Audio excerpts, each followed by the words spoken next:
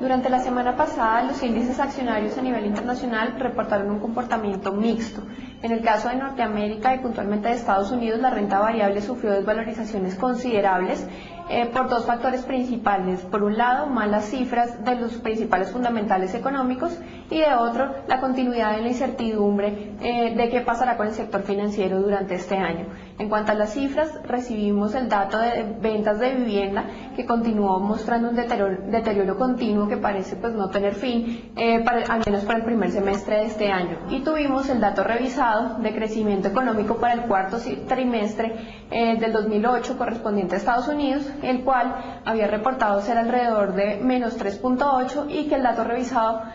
registró ser menos 6.2. Entonces digamos que es un cambio considerable en lo que se tenía de este dato y pues da una señal muy negativa de lo que pueden ser los próximos meses para el crecimiento económico de Estados Unidos. Con esta sensación, pues digamos que tuvimos desvalorizaciones generalizadas en todos los sectores de acciones, tanto en aquellas correspondientes al sector real como en aquellas acciones financieras que también tuvieron un comportamiento bastante malo ante la incertidumbre de qué pasará con los planes de rescate que se están implementando. Particularmente al final de la semana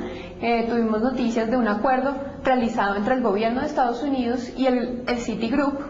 según el cual pues el gobierno va a cambiar algunas de sus acciones preferenciales por acciones ordinarias y en este proceso, digamos, al finalizarse el gobierno tendrá el 36% del Citigroup. Entonces, si bien no se trata de una nacionalización total, pues sí vemos, digamos, ya este tercer intento de rescate que deja en veremos la situación de muchos otros bancos que probablemente también necesiten ayudas adicionales. Con esta sensación, pues para Europa también el escenario se dificulta, especialmente para los bancos de allá que también están en una muy mala situación y que se espera que también los gobiernos tengan que acudir a nacionalizaciones o a procesos de ayudas de terceros y cuartos rescates que pues ya se han venido dando durante estos meses. Con esto, pues entonces la renta variable en Europa también sufrió desvalorizaciones, los índices retrocediendo y de pronto un poco la excepción a este comportamiento se dio en Asia y un poco en Latinoamérica, donde los índices cerraron la semana positivamente con algunos avances moderados, principalmente porque las materias primas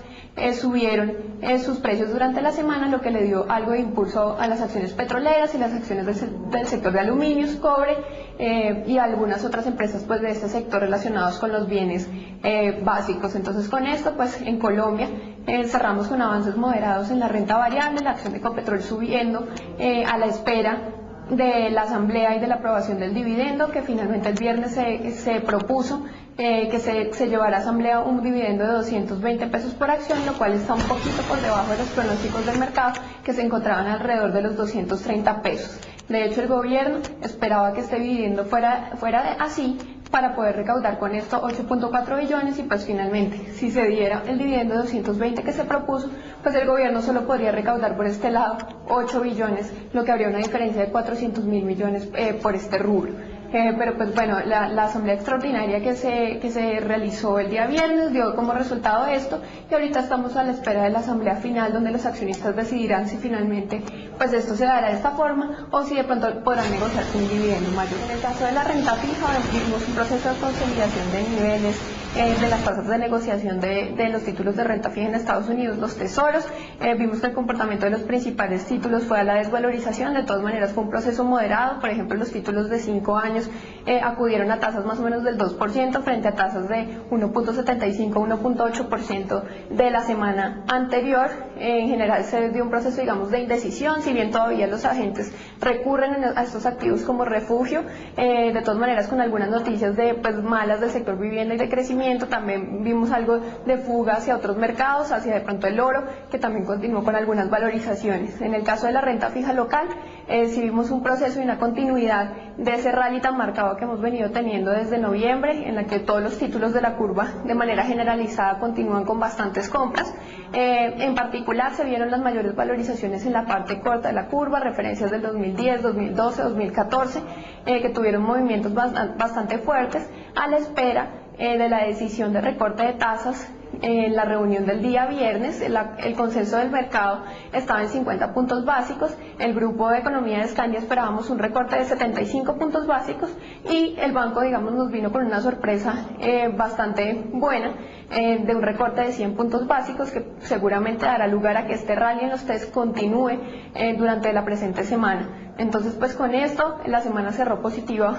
para la mayoría de las referencias de los test en Colombia. En cuanto a los bienes básicos, pues estos cierran la semana en terreno positivo. El índice que los caracteriza, el CRY, subió durante la semana alrededor del 3%, un poquito más, encabezando pues las ganancias del sector energético, luego de que el día miércoles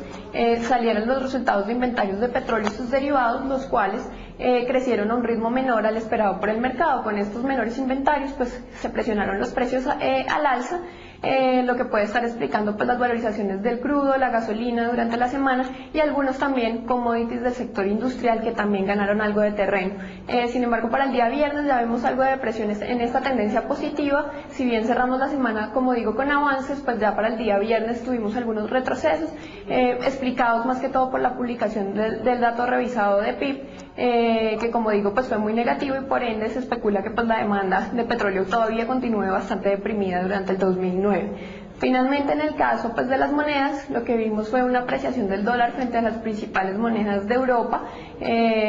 Con esto pues lo que se está dando más que todo es un proceso en el que los inversionistas no saben muy bien si deben acudir como refugio a Estados Unidos